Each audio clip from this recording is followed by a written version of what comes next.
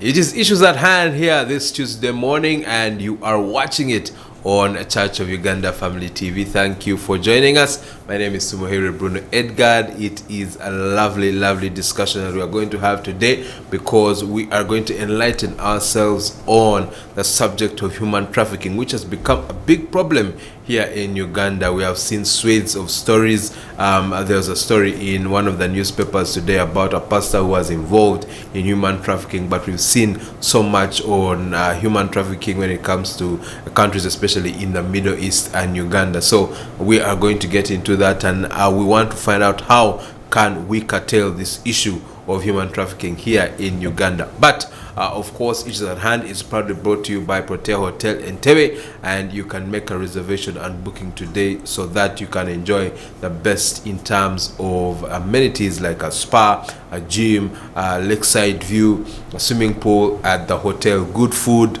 good company. Always is a pleasure to behold. So if you want good food, good company, and a good serene environment, Protea Hotel Entebbe is the place for you. Use the number on your screen. Now, joining me to talk about this issue of human trafficking is someone who is an expert in this subject, and that's Mr. Basalirwa Kigenyi Derrick, who is a Deputy National Coordinator for Prevention and Trafficking in Persons at the Ministry of Internal Affairs. You are very welcome on Issues at Hand this morning. Thank you, Bruno. Good morning, viewers, and I welcome you to this program today. Issues at Hand, and please be blessed as we make this awareness together. Thank you. Indeed. And so let's start from the very beginning in terms of the mandate of the Ministry of Internal Affairs, but especially your office, because there are those who might be wondering, and we shall get into that later on, when it comes to the issue of human trafficking. How does the Ministry of Internal Affairs come into this very issue, and what role does it play in stopping this problem of human trafficking? Yes, thank you, Bruno. For our viewers and Ugandans at large, the mandate to tackle issues of human trafficking rests with the Ministry of Internal Affairs, of course, working hand in hand with other MDAs, development partners, and this mandate rests in the Prevention of Trafficking in Persons Act of 2009 under Section 21. This is under the Minister's powers to designate the office that coordinates nationally prevention of trafficking in persons. So this office, the coordination office, overall has a mandate to monitor all activities related to prevention of trafficking in persons, coordinates all players in the country that also play a role in prevention of trafficking in persons, and also ensures the implementation of the same act. So that's where we generate our mandate to implement anything to do with prevention of trafficking in persons. Yes. All right, let's get into the meat of the discussion now. And we start from the very definition of what trafficking in persons is, because as much as we may appreciate that it's a widely used term, we want to understand in effect and in detail what we mean when we say a term like trafficking in persons, or the most commonly used term, human trafficking. Yes, indeed, Bruno, you put it right. Most of our people in Uganda refer to it as human trafficking, much as technically we write it as trafficking in persons. This emanates from the United Nations Protocol on Transnational Organized Crime, that is in the year 2000. Under this protocol, the protocol describes 3 transnationally organized crimes: human trafficking or trafficking in persons being one of them. The other is smuggling of migrants, and also the illicit manufacture of firearms and components and the different parts of firearms. So, but of course our focus today is in regards to trafficking in persons or human trafficking. when you talk about a definition, I always like to bring it down in form of the different components for ease of understanding by our people. Human trafficking per se simply has three components. It has the act, it has the means, and the purpose. So when you come to our definition of human trafficking or trafficking in persons, the act alone is composed of the recruitment. Now I'm dissecting the definition.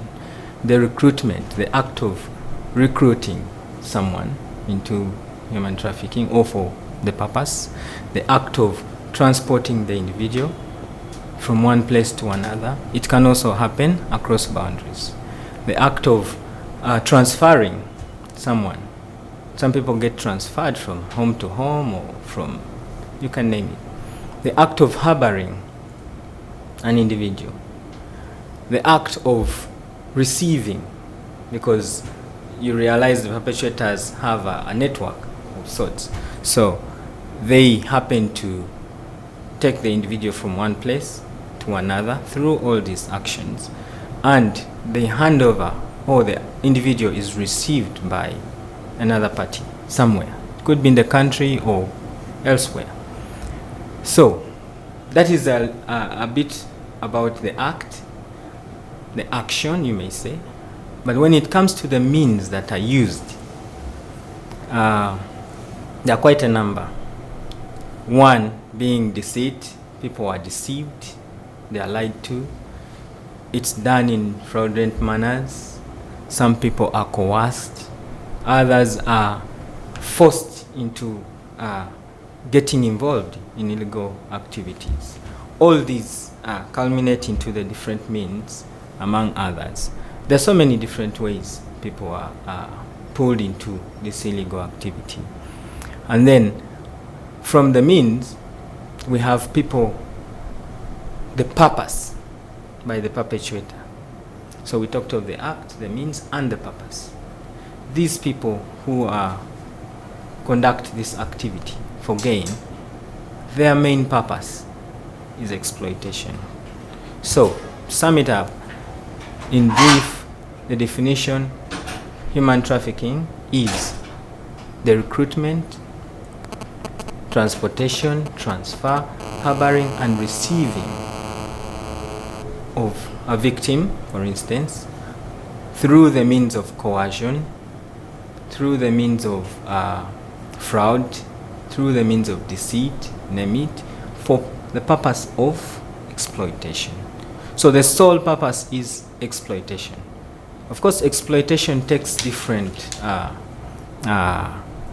components. It has so many things in there. For instance, exploitation in terms of labor.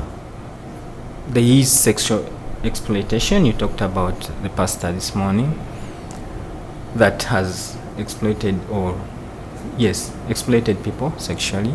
There is also exploitation in terms of child labor, and that is one area for sure today that we are going to talk about. Child trafficking, it's on the rise. Exploitation also goes to slavery, servitude, name it. As long as there's any form of exploitation that brings harm, pain, this pain can be psychological, can be physical, in whatever way, it can be torture. So any form of exploitation, when we have the three elements, that is human trafficking for you. I hope I've put it a bit clearly for our viewers and Ugandans. Yes, Bruno. Yes, thank you for taking us through that and explaining that very well. And can you furthermore elaborate, because we'd like to understand further. You've given us a few examples, but can you furthermore elaborate on the types of or types of manifestations of trafficking in persons? You've said things like child labor, you've said things like sexual exploitation. What else constitutes the categories of these ways of human trafficking that especially are prevalent in our nation of Uganda? Oh yes, Bruno, I think I'll do this with a bit of examples that the people might be able to understand. When you talked of forms or types of human trafficking, I'll give you examples that will help us to understand. When you find people, for instance, in homes, most of us have house helps or maids, commonly known as maids. Most of our people who help us at home face a lot of exploitation, different forms of exploitation. The housemaids, some of them end up not being paid, some are exploited sexually, some are not even given meals. For instance, if they're supposed to have 2-3 meals a day, they are denied this. We've also seen this come out from our, especially the girls that work in the Middle East, talking about how they sleep in toilets, how they have 1 meal a day, how they are overworked. Because in any case, if you're going to employ someone, you have terms. For instance, for the housemaid, if you say you're going to work in a house that has 5 people, you're going to look after my babies, then you get more people on board, your brothers, your aunties, your mother, or name it, and then you pile this burden of work on them to watch for them, to do all this. You're supposed to revisit the contract. You're supposed to ask this person if indeed they can take up this load of work. Otherwise, that is exploitation. We've also seen Ugandans on streets, what we call street begging. Okay?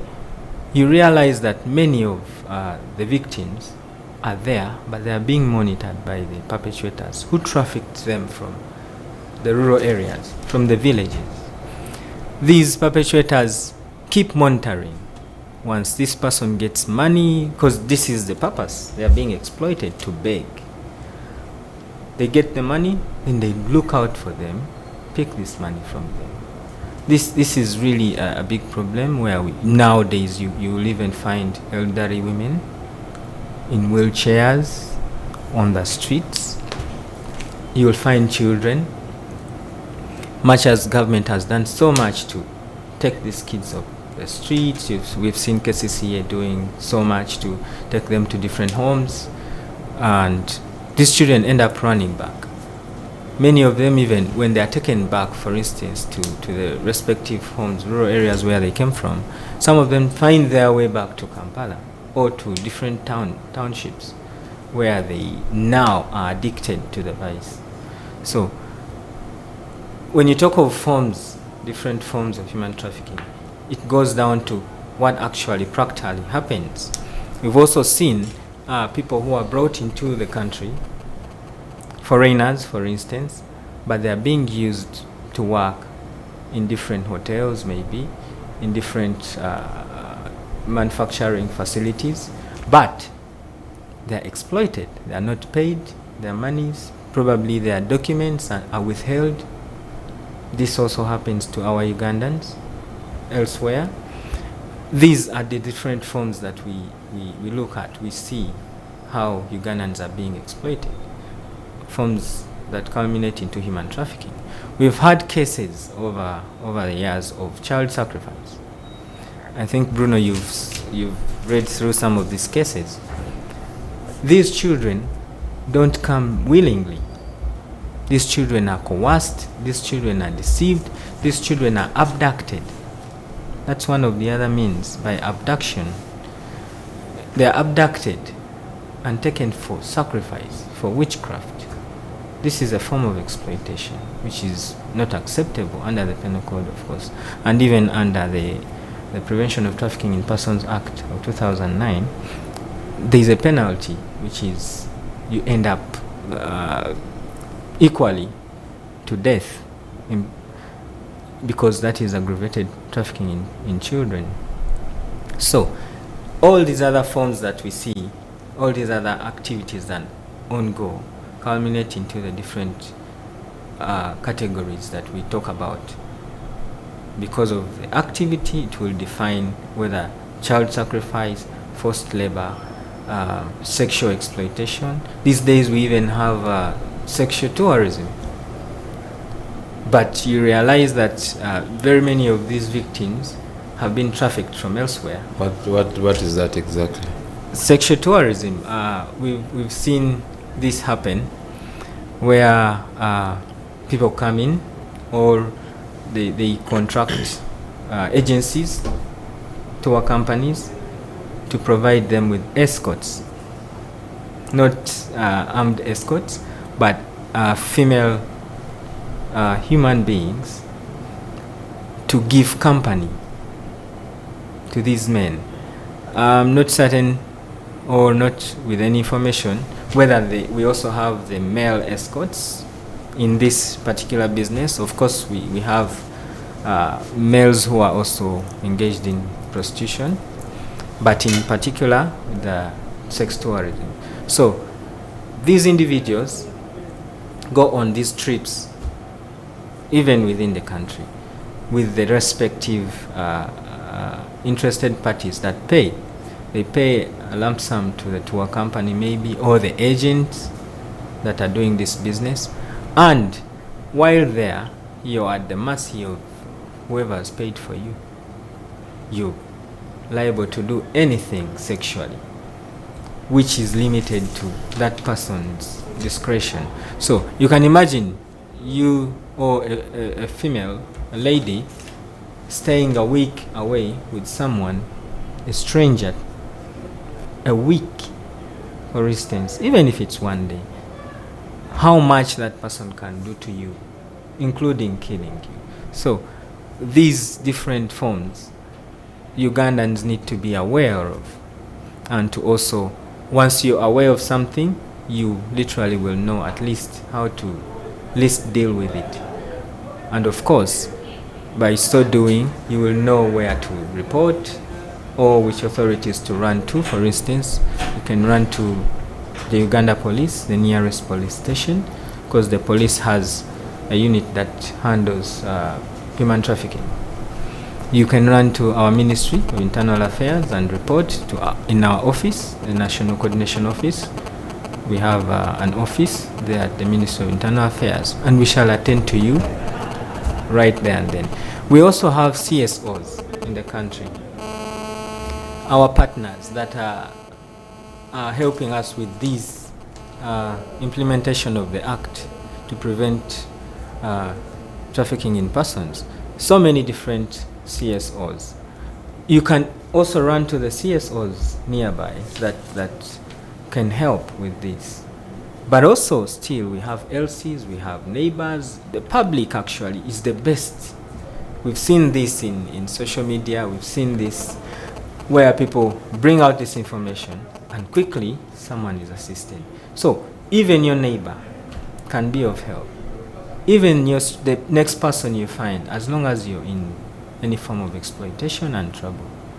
Yes. Indeed. And going back to a discussion you've given on perpetrators, in your experience over the years, who are some of the main perpetrators when it comes to trafficking in persons, and who are some of the most likely victims when it comes to the same? Wow, that is a very interesting one, Bruno. Why I say that, you realize that most of the human trafficking is actually domestic in Uganda, about 80%. So it's not really, because you make a big deal about the foreign cross-border. Just because it's always what we capture in the media. It's always what easily comes out. Those people out there have phones, they can expose this information, but yet back home it's happening even more. It's more domestic than it is transnational for Uganda. Back to the question of who are the likely people to tell you the truth, the next people around you are likely to traffic you more than the strangers. The relatives, the friends, name it. Even some parents do it even without knowing. For instance, we recently we have children that were rescued in Bulova, 12 children. These children had been collected by one Alicia Paul from around the country, from Arua, Masaka, and the like. The gentleman collected these children under the pretext of sponsoring them for school. Now, you can see the element is you have deceived the parents. The parents willingly maybe gave you the children, hoping you're going to sponsor them. Then, this person decides to bring the children to Bulova, fails to attend to them, probably was, or is actually, or used them for different forms of exploitation. It's yet to be found out. And then, lucky enough, the police is tipped off and they swing in quickly. So what am I bringing out? Even the parent unknowingly could end up facilitating your trafficking as an individual. So the most vulnerability that a victim faces is from the people that know you, because they are the same people that will identify a scholarship for you, let's say to go to Canada, yet maybe it's not actually there. You're going to be trafficked in two different things. The same people that will identify a job for you and say, there's this job in this factory, please go meet so and so. It's the people that know us that facilitate, sometimes without knowing, though some may actually know, as long as they're benefiting some money or something else from it. So I call upon Ugandans and parents, especially, we shall also go there, and individual Ugandans, to know that even the person you know can easily traffic you without you realizing. Before you know it, you're being exploited for labor, you're being sexually exploited, and things as such. And when it comes to, so those are the perpetrators, how about the victims? Especially I ask this because usually we see stories of women and children being the most vulnerable groups. Yes. But how about the men and other groups when it comes to this issue of trafficking in persons? When you look at the UN protocol on human trafficking, it emphasizes suppression of trafficking, especially in women and children. You know very well that our women and the children are the most vulnerable. When it comes to our country, for instance, most of the breadwinners are actually the men. They own most of the property, the land, name it. So when the women don't have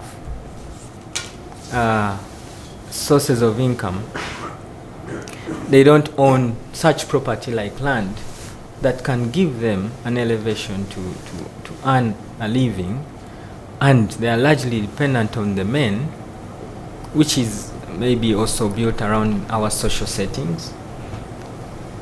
This renders them so vulnerable as compared to the men. And secondly, you know very well that the women largely take care of the children. So where you find a woman, you find a child. But it's less likely that where you'll find a man, there are children and he's taken care of. It's a rare situation. And even when you look at statistics from different family courts, it's preferred to give children to the woman than to the man. It's assumed the man may not really be there for these children. So when the perpetrator comes into play, finds this woman with her children, vulnerable at that, there you get it. That's why you realize that they are more vulnerable than men. But also from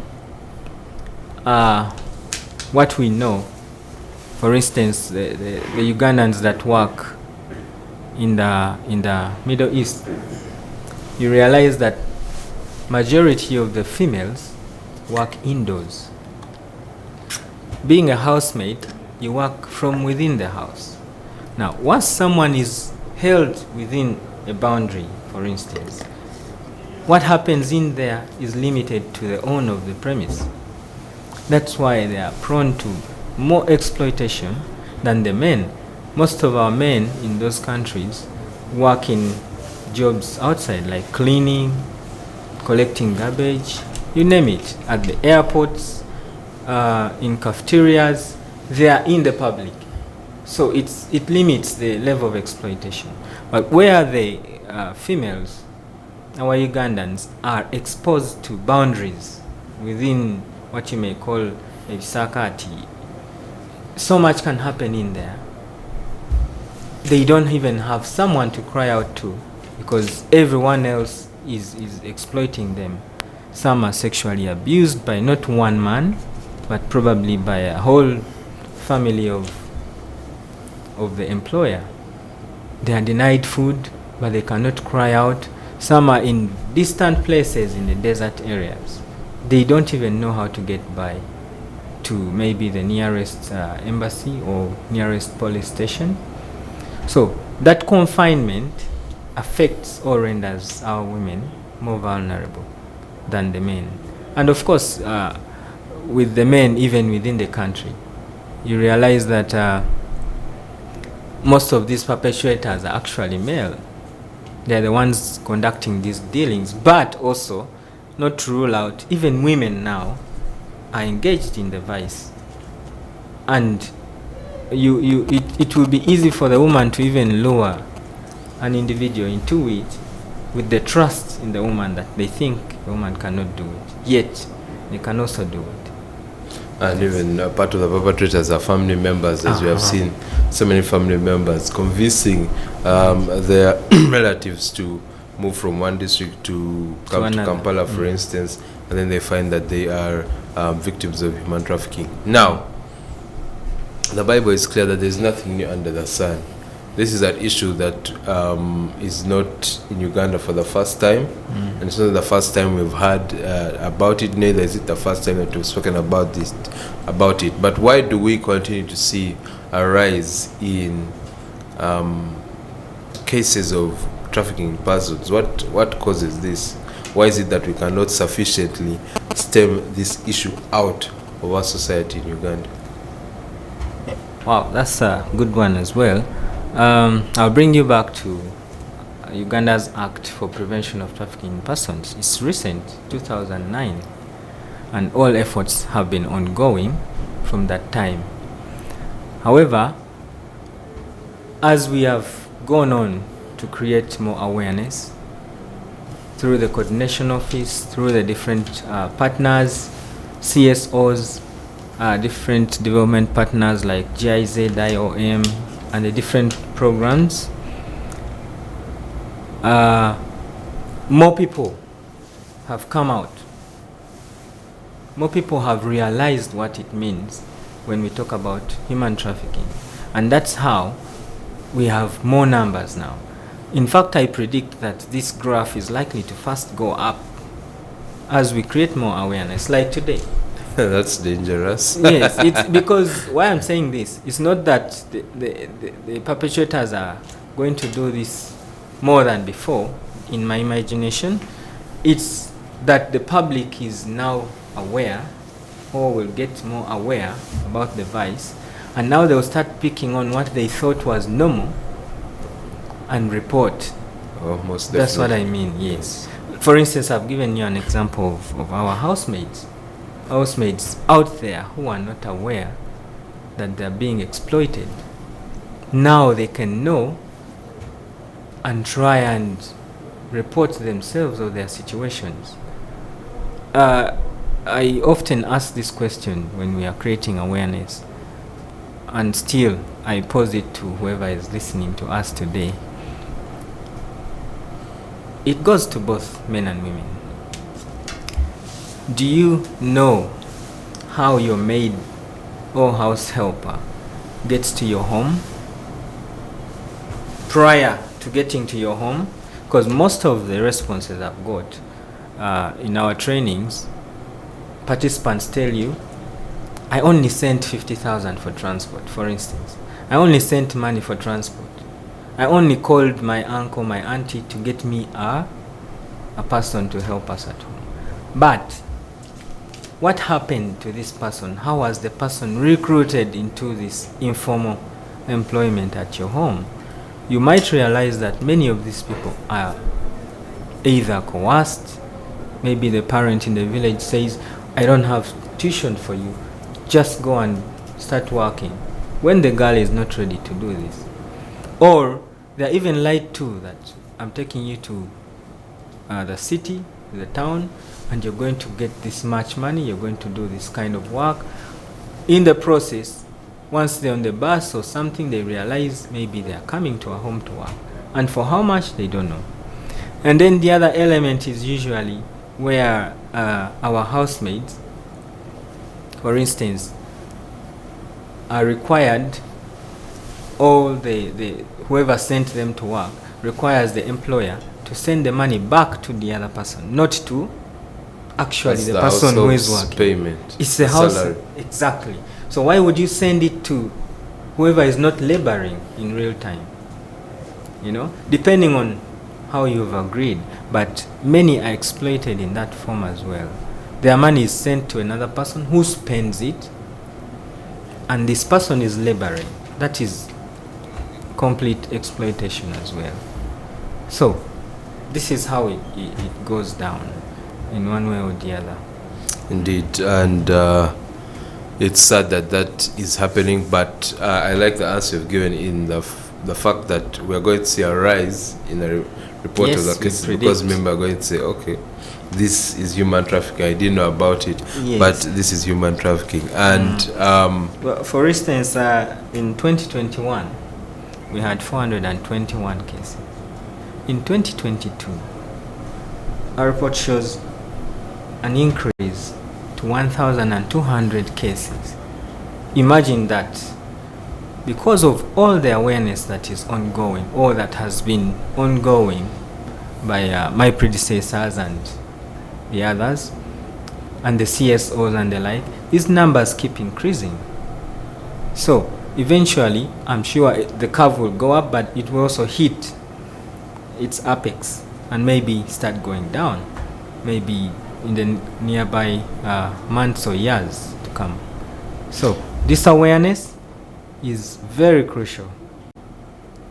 As we do this, we expect people to come through, report this and that, and help us prevent this vice in the country. And for those who are watching and are still wondering, okay, what does that have to do with me, or how does that affect me? Because you know that if there's a person from some other family who has unfortunately found themselves being trafficked, well, that is a case for that person or for that family. So I would like you to take us through what some of the effects of human trafficking are in our country and in our society. What burden do will be laid bare if we continue to leave this vice to sprout its wings in our country? Thank you, Bruno. Again, I'll respond to that by first saying this, that in our Act of 2009, even the public has a responsibility to play. Even an individual has a responsibility to play. When you are found out that you had information, for instance, or you knew about an occurrence of this particular activity, and you did not report, the Act also provides that you're culpable for punishment. You know, this is not left at large. I will give you an example. We have so many people who come into the country. They rent apartments, for instance, but maybe the landlord doesn't even care to know who this person is. the LC of the area doesn't know which people they are hosting, what nationalities they are, for instance, what they are doing in the community.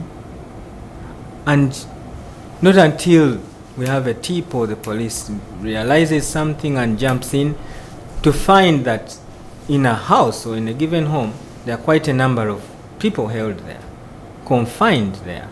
Food is brought to them there, they sleep in whatever way they are there. And this is a public responsibility also. If you realize that there is this person new in the area, this person, we don't even know what they are doing, take it upon yourself to go to the police, for instance, go to the LC, go to the relevant authorities and report. You can also discuss with your friends and find a way to report any suspicion. This is how we will be able to help one another. However, human trafficking, like the other transnationally organized crimes, has very, very immense implications right onto the economy, onto the people, onto GDP, because all proceeds by these transnational organized crimes, usually all these proceeds are laundered into the different economies, and this brings about the inflation we see, prices rising, because there's that so much money that is not even accounted for where it has come from by these criminals. So good enough, Uganda has we have a financial we have an authority for financial intelligence that is mandated with investigating money laundering and the like. And this doesn't exempt proceeds from human trafficking. So you can imagine how it can affect us to the level of the economy. But going back to the ultimate effect of human beings, you know that fundamental human rights are rights for anyone. They are inalienable to anyone, whether someone comes into the country, as long as they are human in our definitions, they have all these rights fundamentally. They are universal rights. So abuse of these human rights is done in so many ways, including human trafficking. You realize now that protection of our people can only be done through these implementations. For instance, on prevention against human trafficking. Indeed, and we shall get into these implementations right after this quick breather. So do not go anywhere as we are continuing with the discussion on trafficking in persons. We understand what it is, and what it does to our country. But now, what can we do as a community, as a country, as a nation, as different stakeholders to fight this issue and this vice of trafficking in persons? Don't go anywhere as we shall get into that after this quick breather. You are still watching Issues at Hand here on Church of Uganda Family TV, and we are still talking about the issue of trafficking in persons here in Uganda, or as so many of us call it, human trafficking. Now, for those of you who have just joined, I'm having this discussion with Mr. Basalirwa Kigenyi Derrick, who is the Deputy National Coordinator for Prevention and Trafficking in Persons at the Ministry of Internal Affairs. Now, on that same subject of trafficking in persons, you've given us some of the forms, but one of the forms that's becoming very prevalent right now in our society as well is the issue of child trafficking. And you've raised so many categories that we can talk about when it comes to child trafficking, whether it's child labor, which is illegal according to the law, whether it's sexual abuse, which is also illegal, but also we have persons who have tried to across the country, within borders, but even beyond borders, to traffic children for whatever evil purposes they intended. Why is this now an issue? And how as parents, what role as parents can we have when it comes to protecting our children against these perpetrators? Yeah, thank you, Bruno. Once again, indeed, this is very pertinent. When you talk about parents and children, we've noticed now so much has come to our attention in regards to children being trafficked within the country.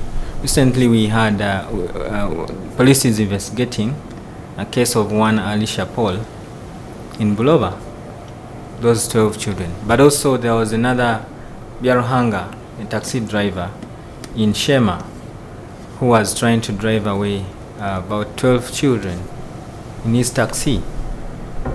You realize from the previous reports also we have had children that were being driven away from Kasese to Jinja. I think the purpose, as it was reported, that they were being taken for education purposes. Investigations are still ongoing. We also saw children in Wakiso, one gentleman who claimed to be the father of all, I think from the DNA reports. But why I'm bringing this out is for us to realize how vulnerable our children are. As parents, we have become so busy letting our children at large. So many of these children are exposed. Now, we are dealing with children who are exposed to what we are exposed to. Some of the children have phones. So you can imagine if a child has a phone, the child can access data that you can access as a parent. The child is not limited to whatever exposure that you're exposed to. Whatever you can access, they can access. So the perpetrators also, and so to say this, are now sophisticated with this social media tactics. Exactly. Human trafficking is so multifaceted in a way that right now we have to keep pace with the changing technologies. Remember, the perpetrators have the money to invest in technology and keep up to speed. So they are also doing this online. They are recruiting people online. And interestingly, they are recruiting you, the educated people as well. Because you're the people online, you're the people who have gadgets, you're the people who can read the English online. So it's not limited to, say, the illiterate people. It's actually being done to the literate, who also go ahead and take advantage of the illiterate. Recruit girls from villages who cannot read probably, but they're only told you're going to work as a housemaid. So you can imagine it's being done by the elite classes. It's being done to the elite, people who you would imagine cannot be trafficked. So you raised the issue of parents. Yes, indeed. At this point, really, I would like to call upon parents in our country. I would like to interest parents. There is a case at hand in Mbarara, in St. Andrew's School, Rubindi. A young man went missing. How? This young man was sent from school to collect tuition, according to the ODPP situational report. So the young man left on 28th March, was sent by the school to go and get tuition. However, he did not reach home. The parent on the 6th of April decides to visit the school to check on him, only to find he's not there, and the school also thinks the child got home. I'm bringing this out because we need to pay attention to this. It has been normal for us to leave school and go home, pick tuition, come back. Some of us have also done this over the years, our years in school. However, now with these trends and styles that are being used by perpetrators, education institutions for these young people and the parents need to work hand in hand. I'm happy with some of the schools that keep in communication with parents. They inform the parents, we are sending children back home for maybe holidays or school fees, and some of them even deliver these children to central places, for instance, at City Square or name it. However, for some schools and parents, they don't even care. You come back home and you just find your son is back home. And you know, oh, they want school fees. Let's imagine in between that transit, this boy has been cooking up something to live, has been cooking up something with perpetrators. They will not reach home. Or if you give them the tuition, they will not reach school, just because there is that communication gap. So, as an office, Coordination for Trafficking in Persons, we would like to call upon parents. Now that schools have opened up and are still opening up, even now for those that are still in the short holiday, to pay attention to this.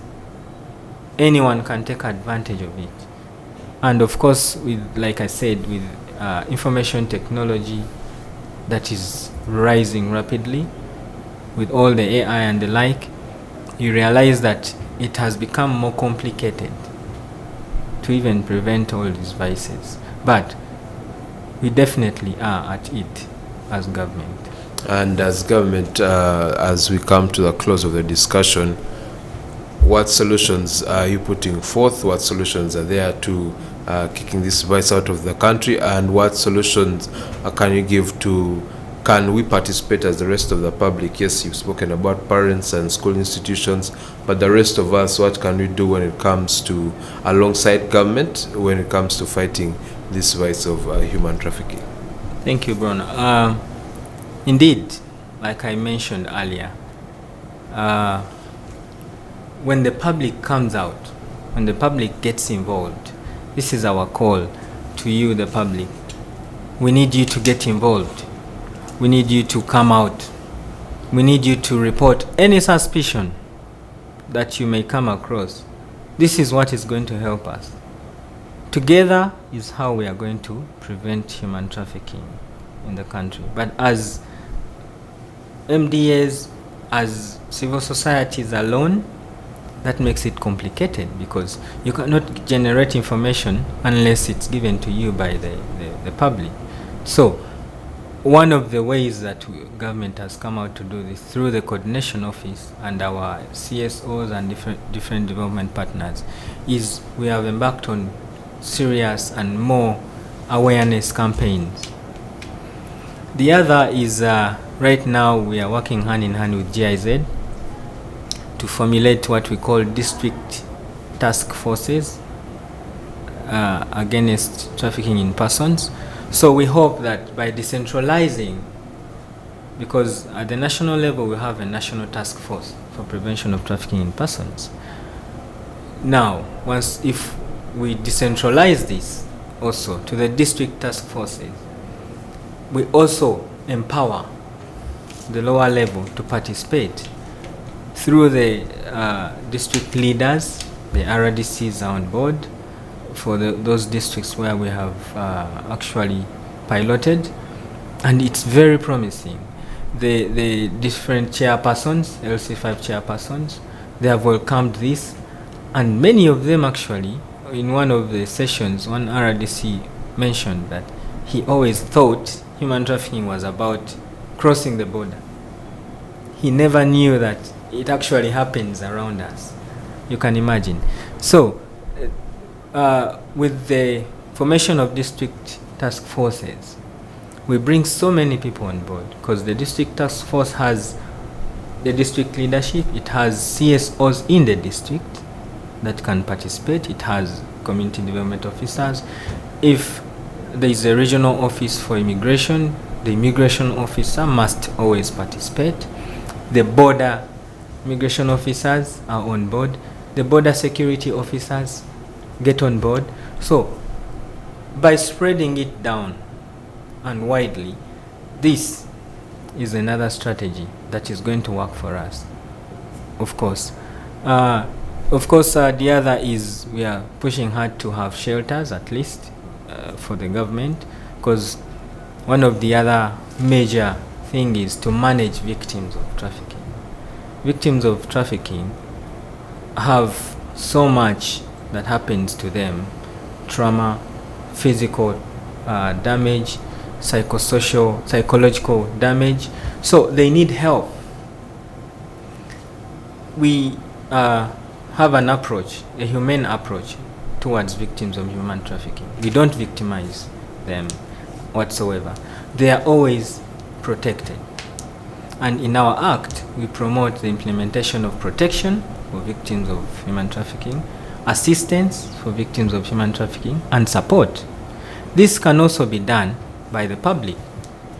Can be done by you, Bruno. You find such a person.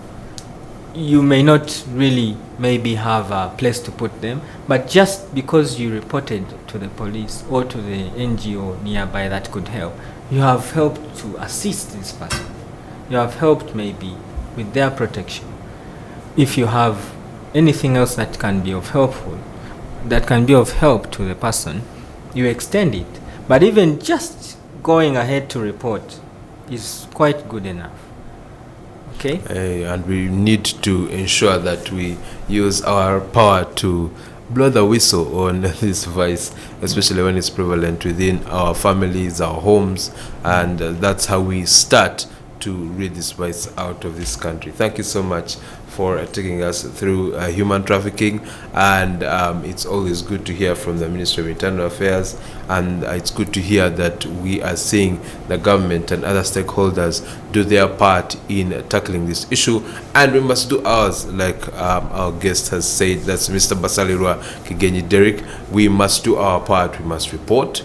We must ensure that we are looking after the welfare of domestic workers, for instance, and we have to, in case, especially if it's a family member, report so that the person can be curtailed, and so that justice can be served, and so that human trafficking is not a problem in this country. We want every citizen has a right to be safe, a right to be free, a right to safety from abuse, especially when it comes to actually all people, whether male, female, or children. But let's continue to protect each and every one by doing our part. Thank you for joining us with Issues at Hand. This Tuesday morning time has run. That's it for now, but we shall return tomorrow. For now, enjoy the rest of the programming here on Church of Uganda Family TV.